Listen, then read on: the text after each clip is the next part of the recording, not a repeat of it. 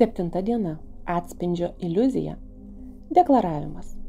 Žmogus panašus į kačiuką, kuris stovėdamas priešais veidrodį nesupranta, kad mato pats save. Jums atrodo, kad esate valdomi aplinkybių, kurių negalite pakeisti. Iš tikrųjų tai iliuzija, butaforija, kurią norint lengva sugriauti. Jūs nesąmoningai einate uždaru ratu. Stebite realybę, išreiškite požiūrį, veidrodis įtvirtina požiūrio į realybę turinį. Susidaro uždara grįžtamojo ryšio kilpa. Tikrovė formuojasi kaip jūsų minčių vaizdo atspindys, kuris savo ruožtu daro didelį poveikį vaizdui.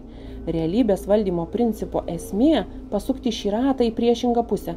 Iš pradžių žiūrėti į save ir tik paskui į veidrodį. Aiškinimas.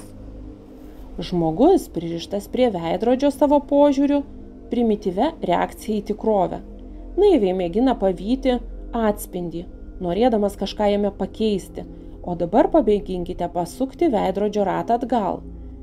Išreiškiame požiūrį, veidrodis įtvirtina požiūrio į realybę turinį, stebime realybę. Kas iš to išeina? Primityvus ir bejėgiškas atspindžio konstatavimas liaujasi. Jį pakeičia sąmoningas ir kryptingas paveikslo konstatavimas. Užuot įprastai reiškia nepasitenkinimą dėl to, ką išvydau veidrodyje, aš nusisuku nuo jo ir pradedu mintyse formuoti tą vaizdą, kurį norėčiau matyti.